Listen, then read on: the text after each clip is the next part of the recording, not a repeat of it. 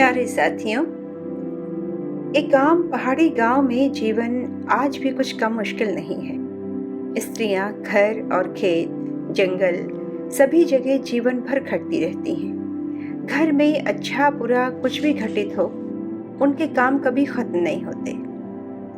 पहाड़ के स्त्रियों के जीवन को दिखाती आज की मेरी खुद की लिखी हुई एक छोटी सी कहानी है, इजा। आज उसके मन में जाने कैसी उथल पुथल मची है। सारी रात करवटें बदलते हुए ही गुजरी और न जाने कब सवेरा हो गया।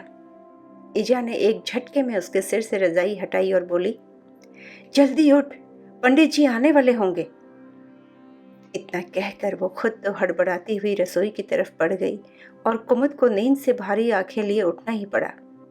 आज उसके हल्दी जो लगनी है।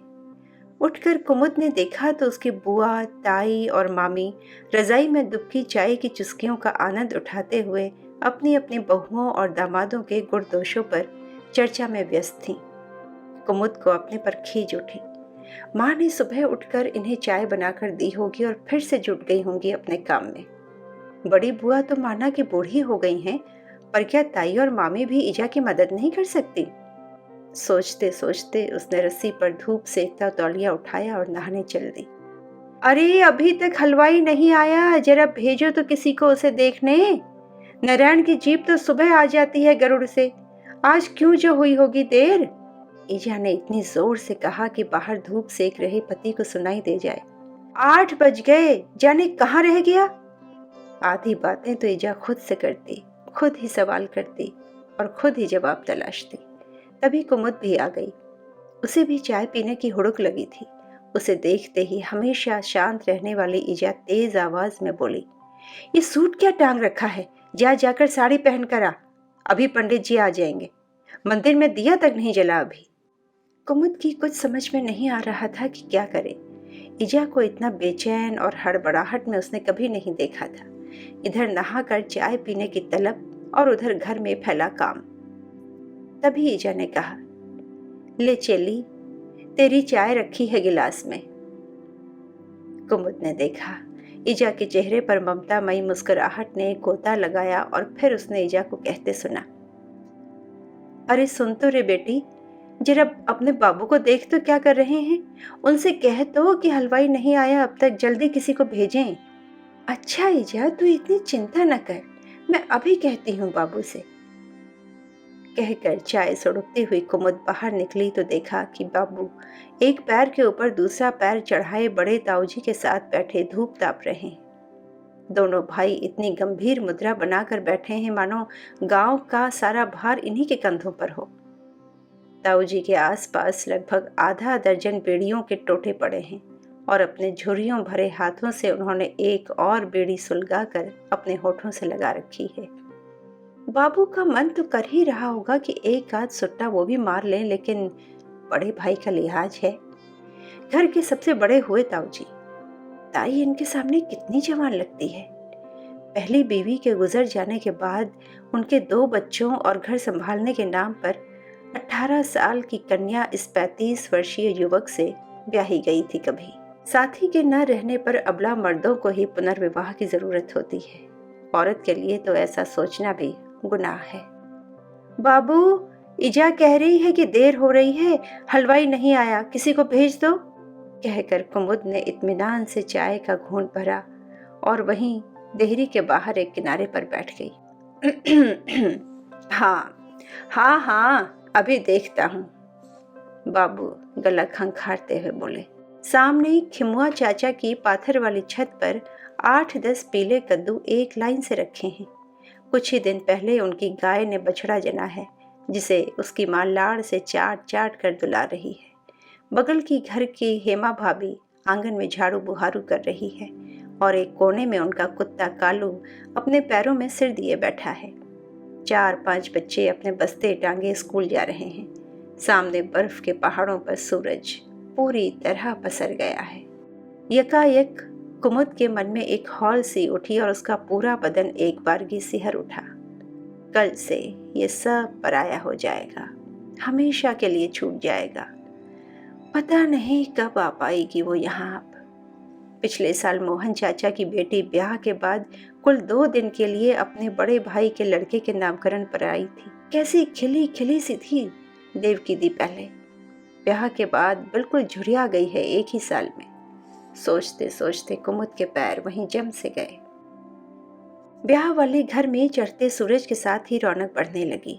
जोशी जी के यहाँ गांव की बड़ी बूढ़ियों का जमावड़ा लगने लगा। बहुएं घर का काम निपटा कर आएंगी।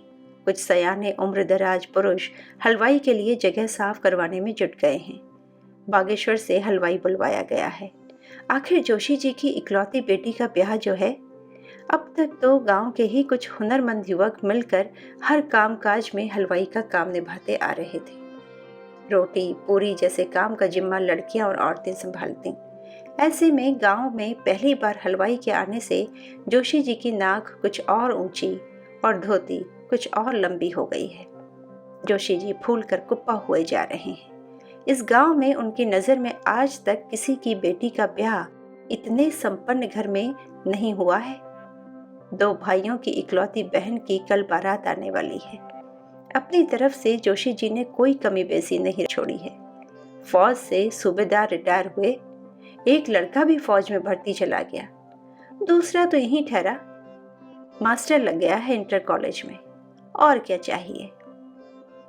कुमुद की माँ का हाल कुछ दूसरा है। उन्हें ठीक ठीक अंदाजा नहीं कि वो किस बात के लिए ज्यादा खुश हैं और क्यों। बेटी को अच्छे घर में ब्याहने की खुशी या गांव के दुरूह जीवन से उसे दूर रखने की खुशी। शायद उन्हें संतुष्टि अधिक है। उनकी पढ़ी लिखी बेटी को दिन भर खेतों में काम तो नहीं करना पड़ेगा, जंगल जाकर घास लकड़ी का बोझा तो नहीं ढोना पड़ेगा, पानी न आने पर गांव के एकमात्र नौले से पानी तो नहीं लाना पड़ेगा। सुबह उठकर गोठ में जाकर दूध निकालो, चारा पानी का इंतजाम करो, गोबर उठाकर सफाई करो, घर की झाड़ू बुहारू, लिपाई पुताई, नाश्ता खाना, खेत जंगल, अंतहीन काम। और शरीर है कि बस रात आते तक एक एक पोर दुखने लगता है। बिस्तर पर निढाल होकर गिर पड़ने तक काम कहाँ खत्म होते हैं। कुमुद की माँ सोच रही थी कि बेटी का ब्याह हो जाए तो एक बहू भी ले आए, कम से कम घर के कामों का कुछ तो बोझ कम होगा। जब तक बड़ा बेटा गांव के ही स्कूल में मास्टर है, तब तक तो रहेगी बहू यहाँ पर। 9 बजने वाले थे। कुमुद को समझ नहीं आ रहा था कि क्या करे। ईजा तो पगलाई सी कभी रसोई तो कभी पूजा घर के इंतजामों के बीच दौड़ रही थी। तभी पंडित जी की आवाज़ सुनाई दी। ईजा की जान में जान आई। उधर बाबू ने रसोई के दरवाजे पर आकर कहा, एक घूंट चाय तो बनाना जरा पंडित जी के लिए, खूब गटगटी बनाना। हाँ, जरा सी मैं भी पी लूंगा। इनकी आदत नहीं जाएगी कुबगत सलाह देने की, ईजा ने सोचा। मुझे पता है किसे क्या देना है। जब देखो अपनी पधानी चलाते हैं, एक काम में हाथ नहीं बटाएंगे। बस सारा दिन खिमुआ चाचे की चाय की दुकान पर बैठे बीड़ी फूकेंगे या ताश खेलेंगे। घर बार खेत गाय गोठ की चिंता करने को वो है ना। उनका मन रोने को हो आया। इधर केतली की बुड़बुड़ाहट से वो अपने पैर वापस आई और गट गट करती चाय को गिलासों में उड़ेलते हुए फिर अपने से बातें करने लगी। कल परसों कुमुद भी सौराष्ट्र चली जाएगी, तब तो मैं और भी अकेली हो जाऊंगी। फिर किससे लगाने हैं अपने दुख सुख। आंखों के किनारों पर छलक आई बेबसी और बिछो की 2 बूंदें। उन्हें रोकने की कोशिश में लाल हो गई नाक को चुपचाप साड़ी के पल्लू से पोंछती जा पंडित जी को चाय देने चल दी। देखती हूँ सपने पर आप सुन रहे हैं कहानी ईजा। सुदर्शन दामाद पाकर ईजा तो निहाल हो गई थी। कुछ समय के लिए अपने सारे दुख झंझट और थकान भूलकर वे मन ही मन प्रार्थना करने लगी। हे गोलजू महाराज, मेरी कुमुद को सुखी रखना।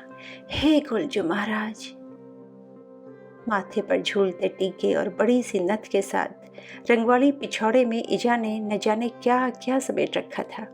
बेटी का ब्याह कर पराया हो जाना और उसके सुख की कामना आज उन्हें अपने ईजा बाबू भी बेतरह याद आने लगे। आज वो होते तो नातिन के ब्याह पर कितना खुश होते। एक एक कर सभी रस्में होने लगीं। कन्यादान के समय उन्हें लगा कि बस अब वो और नहीं सह पाएंगी। 20 बरस तक बेटी को सहता पाला और अब हो गई पराई। ये कैसी रीत है रे भगवान। पति के साथ पानी की धार देते उनके हाथ मन में उमड़ते ज्वार को काबू करने में नाकाम होकर थरथराने लगे। आंसुओं के रेले किसी को दिखाई न दें इस खातिर उन्होंने सिर का पिछौड़ा कुछ और लंबा कर खींच लिया। टप से एक गर्म बूंद कुमुद के हाथ पर गिरी। मत रो ईजा, मत रो। मन ही मन ईजा को दिलासा देती कुमुद की आंखें भी घूंघट के भीतर छलछला गईं। कल शाम बारात के आने पर कैसी चहल पहल थी। अब विदाई के समय भी है, पर अब माहौल कितना बदल गया है। मंगसीर के महीने की धूप भी जैसे बेटी के जाने से रो रो कर थकी हुई उदासी में पीली सी पड़ गई है। मशीन की तरह घर के सब लोग काम निभाने में लगे हैं, लेकिन आवाज़ों में वो उत्साह नहीं। बहुत सजने धजने की भी किसी को परवाह नहीं इस समय। उधर बारात के साथ आए देसी बैंड ने कान फोड़ू धुन बजानी शुरू कर दी है। वे थिरक रहे हैं। इस विदा की बेला में वही नाच सकते हैं। चेहरे का दर्प ऐसा जैसे कोई किला फतेह कर लिया हो। अगल बगल की भाभियों, सहेलियों, काकी, ताई सभी की आंखें नम हैं। ये उनकी साझी टीस है जो जरा हाथ रखते ही फूट पड़ती है। इन्हीं ज्वार भाटों के बीच विदाई का समय भी आ पहुंचा। बारी बारी से सबके पैर छूती कुमुद गले लिपट लिपट कर सबसे मिलती रही। कोई सहेली उसे जोर से गले लगाकर छोड़ती ही नहीं, तो किसी बूढ़ी आमा की कमज़ोर आंखों से उतरता सैलाब उनके चेहरे की झुर्रियों के बीच से किनारे तोड़कर बह निकलता। और ईजा, उनका तो अपना एक टुकड़ा ही आज अलग हुआ जा रहा है, पूरे गाजे बाजे के साथ। माँ बेटी देर तक एक दूसरे के गले लिपट कर रोती रही। रो रो कर उनके चेहरे और आंखें बुरांस की तरह सुर्ख लाल हो गए। इस समय तो दोनों को बैंड की कर्कश आवाज भी सुहा रही थी, जिनमें उनका कलेजे को चीरता रुदन दूसरों को सुनाई नहीं दे रहा था। ईजा रो रही थी कि सारा दिन पुकार पुकार कर किसे बुलाएगी, कौन झप्प से आकर उनके गलबहियां डाल देगा। और कुमुद रो रही थी कि बात बात पर रूठने मनाने के खेल किसके साथ करेगी। कुमुद विदा हो गई। गांव के नीचे गधेरे तक भाई विदा कराने गए। इधर कुछ मेहमानों ने भी सामान बांधना शुरू कर दिया। आजकल किसके पास इतना समय है। दोपहर होते होते आधे मेहमान जा चुके थे। बुआ तो रुकेंगी अभी हफ्ता 10 दिन तक। भाई के घर जो आई हैं, ये भी तो उनका मैथ ही हुआ। फिर बहुत दिनों बाद ताई से मिलना हुआ है, जाने फिर कब मौका लगे आने का। शाम के 4 बजने को आए। इतने दिनों की थकान और बेटी के बिछोह से भरी ईजा कमर सीधी करने को लेटी ही थी कि बाबू ने आवाज लगाई, ओ कुमुद की ईजा, चाय तो बना दे जरा, तब मुझे जरा दुकान तक जाना है। ईजा ने भारी मन से अपने शरीर की गठरी को समेटा और दूध की बाल्टी लेकर गोठ की ओर चल दी। अभी तो कितना काम पड़ा है। गाय को सानी कुट्टी कुछ भी नहीं हुआ सुबह से ठीक से। दूध निकालना है, गोबर साफ करना है, फैली हुई चीज़ें समेटनी है, रात के खाने की फिक्र भी करनी है। मामी भी अपने भाई के साथ सामने के गांव में अपने मायके जाने को तैयार बैठी हैं। उन्हें पिठिया भी लगानी है। दूसरी बार चाय के लिए आवाज़ लगे उससे पहले सबको चाय पिलानी है। ईजा के हाथों में न जाने कहाँ से ताकत आ गई और वो जल्दी जल्दी दूध निकालने लगी। देखती हूँ सपने पर आप सुन रहे थे कहानी ईजा।